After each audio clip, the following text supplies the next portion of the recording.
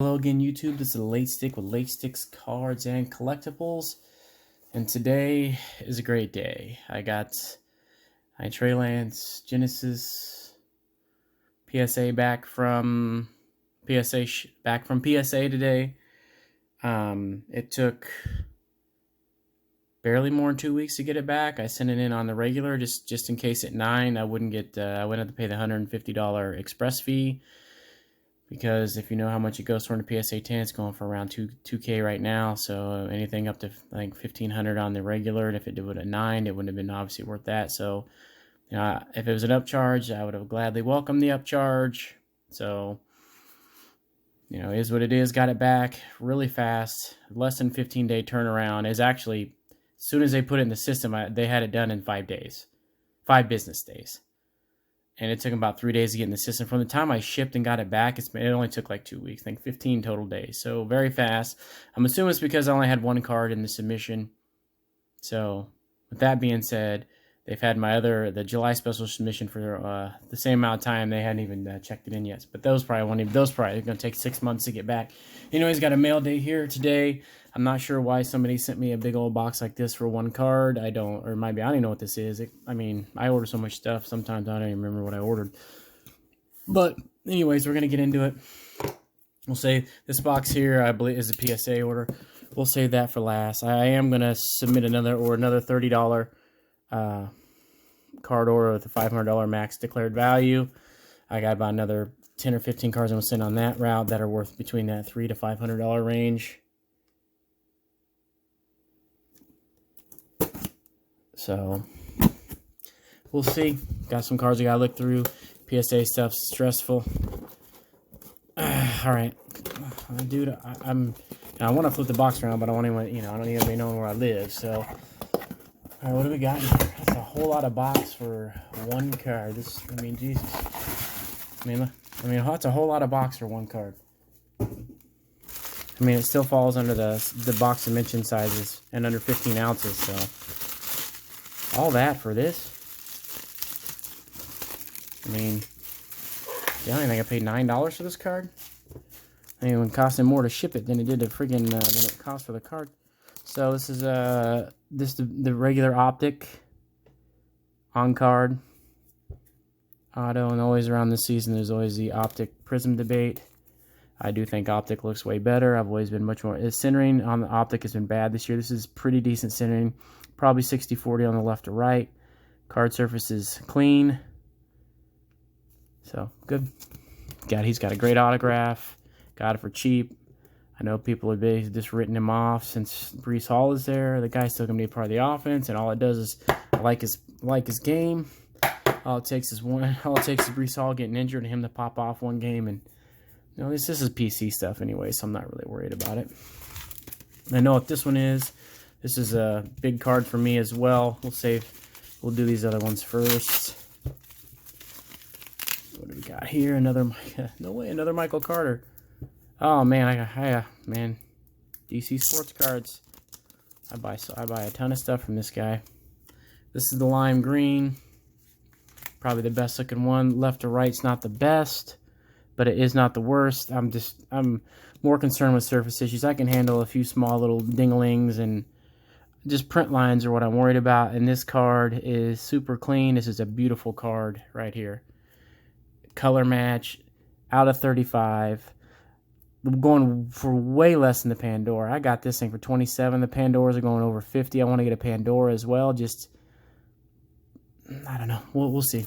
We need to give a little more time. Let the Optic market cool down a little bit. And if you didn't know this, the Fanatics did their drop for Optic Fanatics yesterday, and it came down today at 1 o'clock Central Time. The day before, they did their drop for the Chronicles. I put in for a couple Chronicles. I got 2 boxes. That's all I want. I don't want to get any more than that. I'm all Chronicles out, but I wouldn't mind having the Fanatics. I wish it was just a Mega Box instead. I will still probably get a Mega Box if they ever roll out with those. But I got 2 Fanatics Chronicles coming as well, and I'm hoping to get Optic. It took them about 24 hours to send me an email confirming that I got some Chronicles, which I figured Chronicles would be easy to get. Optic's probably not going to be.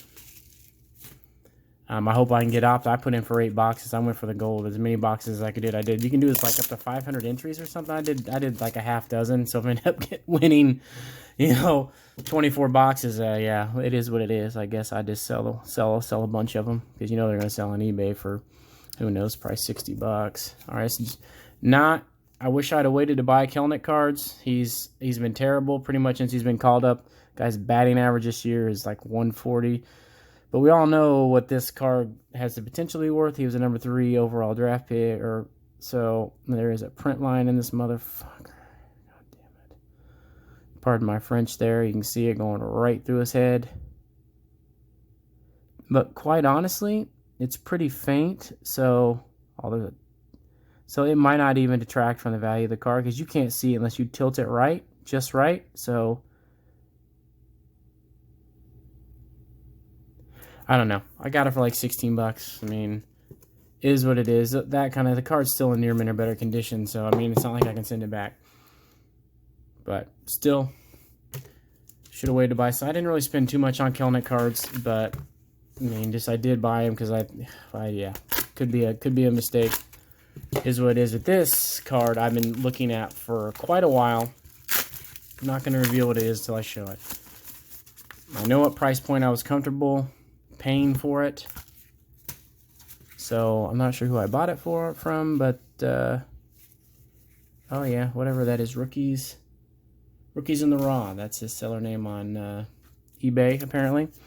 This is a graded card, so when you start spending more than $50-$60 on a card, at this point in time, I'm just gonna buy the graded version. Might as well spend $200 on the $300 on the graded version because what's the likelihood you're not gonna get a card with print lines or anything else? My whole mentality on card buying is changed a lot over the last couple years. So I'm tired of spending $100 on a card and it just be jacked with print lines, and the guy gets mad when you try to send it back, and because they don't put the stuff in the description. But anyways, I was looking at this card probably 6-8 months ago, and it was going for close to twice what it is now. I was comfortable around the $250 price point. If you see the card, you will know. This is basically, as far as just base type, non-number cards, the creme de la creme of rookie cards. Not a Bowman first, obviously, but this is the top Sapphire version.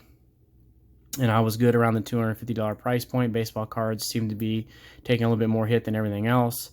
He's not having the greatest year, but he's not having a bad year. He's picked it up over the last month. I think he's about 17 home runs, batting right around 260. His WAR is like 1.5. Probably going to finish on a 2.5 or 3 WAR, which is down from the last couple years. But still, he hasn't stolen nearly as many bases, and his defense is hurting his WAR as well. Not to mention he's only stolen like 7 bases this year, so... I mean, if he get his defense under control and stole a few more bases, his WAR would be right up around that 4 mark, which is pretty good. He's still only 24 years old. At some point, he's going to start putting on weight, so I think his home run numbers will probably increase. But love me some Bo Bichette. Was a fan of his dad when I was a kid, so pretty much the only baseball I collect. I have some Kelnick stuff. I invested in Alec Bohm as well, but Alec Bohm's actually having a decent year this year, batting like 287. Then power numbers aren't there. But he's batting pretty well, and he's definitely way better than he was last year. I can't say that for Kelnick. Kelnick's just been pretty much trash. I don't know any other way to put it. He strikes out a ton. He's just batting like 140. They just brought him back up again a couple weeks ago after like 2 months in the minors. I can't remember how long he was down there. I was like, well, I said, as soon as one of these got around 20 bucks, I was going to go ahead and buy it. People still trying to sell them for 40 or 50. It'll never sell for that. I mean, this card is not going to be, we might send it in and see what happens. Even a 9 in this card would be acceptable. But anyways, now we get into the meat and the potatoes. I couldn't help myself. I already know what the grade is. I'm not, I couldn't. There's no way. I mean, I tried to resist looking, but when they send you that email letting you know it's getting ready to ship and the grade, you just can't. Ooh.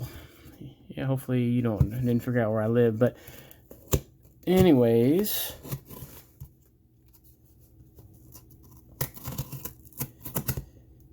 Let's get this open. It's funny that it doesn't even say it's from PSA. It has some random guy's name on there, but I know because I checked the shipping number. Well, they got all this for one card. I'm gonna end up cutting myself with this 4-inch butcher knife I got in my hand. Which, if you don't have a This is a little bit older version of this Gerber, but man, the flip, oh, I just hit the box. But these knives are really, really handy. I got the little, this one's old. This one's like 6 or 7 years old, so I've got a new one I carry around. Because, you know, you never know. I had to cut myself out of a seatbelt one time with a knife, so I don't never not have a knife on me. And I got in a car wreck, so always have that. Always have a knife on me. All right, here we go. Now, when I sent this card in, mosaics are terrible at print lines. I examined this card probably a half dozen times. I knew it was going to get sent in. Even as a 9, it was going to increase the value. When you pull one of these cards out of a, you know, $30 blaster, and of course, you got to send their propaganda with me. Whatever. So, anyways, all done. Plenty of, well, I thank you, PSA, because now I will just be able to have plenty of this for my cards. I'm going to go buy any more wrapping, but I'm going to make sure that we don't show right off the top what we got here. Well, there's a little message in there. So, here we go. Here it is. Trey Lance Mosaic Genesis. And I mean, I don't know if I had the best eye or the worst eye, because I've had a few submissions. I got hammered on my first submission, which I think that pretty much happens. I didn't get hammered, anything less than an 8, but I sent a bunch of vintage in, thinking I was going to cash in on the Shaquille O'Neal rookies and the Barry Sanders score rookies, and it didn't really work out that way. But anyways, man, my heart's pounding 1,000 miles a minute, even I already know what the grade is. This is a beautiful card. Bam. 10. This card's going for about 2K right now. This is a beautiful, beautiful card. I don't know. I'm probably not going to sell it as of yet. I am going to wait to see. I might take a hit. I mean, it's going for the last couple auctions gone around 1,800, 2,000, 2,200. He had a bomb in the first preseason game, which couldn't have hurt his value any. He is very hyped up for minimal NFL exposure. This same card in Justin Fields is going for half the price. I mean, I don't know why he's got a big fan. There's a big fan. It's a big city, but anyways, I'm probably, like I said, he plays Chicago in week 1. Chicago's not good. Defense is okay, but they did nothing to help Justin Fields' cause. Terrible offensive line. Didn't add any weapons, really. So, if he shines in this game, it's probably when I'm going to dump it. If not, I'll probably dump it anyways and hopefully get that $1,500 to $2,000 for it. I mean, this could be a long-term hold if it ends up being a stud. It could be worth way more than that, but do you roll the dice? I mean, I do not know. I don't necessarily need the money, but, I mean, if we know anything about quarterbacks, it's a dice roll. Most of them don't pan out, but this is a beautiful card. I think my throat's dry. But anyways, we're gonna stop it here. I hope I try to have this be a blind reveal, but there's a huge difference between a 9 and a 10 on this card, and I haven't seen a cleaner card than this. So anyways, enough said. You can follow me on Instagram. It'll be in the description, and I will catch you on the next one. In fact, I got something coming in tomorrow from Amazon, so I haven't done very many collectibles on this channel, but I got a collectible coming in tomorrow, so I'll be able to do another video on Friday. Not sure when I actually post it, but we will do the Barnes & Noble as well, and that's a beautiful Bobichet as well. It's in good color match. I'm looking to get one of his Ben Baller Golds or one of his Gold Tops Chrome. They're going to 4.4 to. Somebody sold a Ben Baller for $350, took best offer on it. I wish that would have been me, but he was listed for like $700. Someone took it at $350. So I'm hoping to get one of his Gold Tops Chrome. I am going to get his X-Fractor, because his X-Fractor is going for a little over $100. When I was looking at the time to initially buy it, it was going for $250 to $300. So I'm going to get his X-Fractor. I'm pretty much going to try to complete the rainbow. I have his negative and I have all the other ones. Then I got to start on the numbered versions of him. But anyways, thanks for joining. There it is.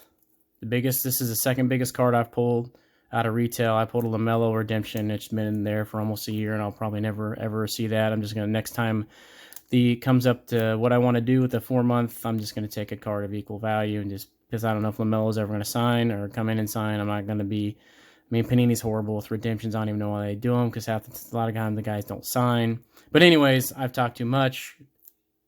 Blood pressure's up, heart rate's up. But hope you enjoyed this video, and I will catch you in the next one.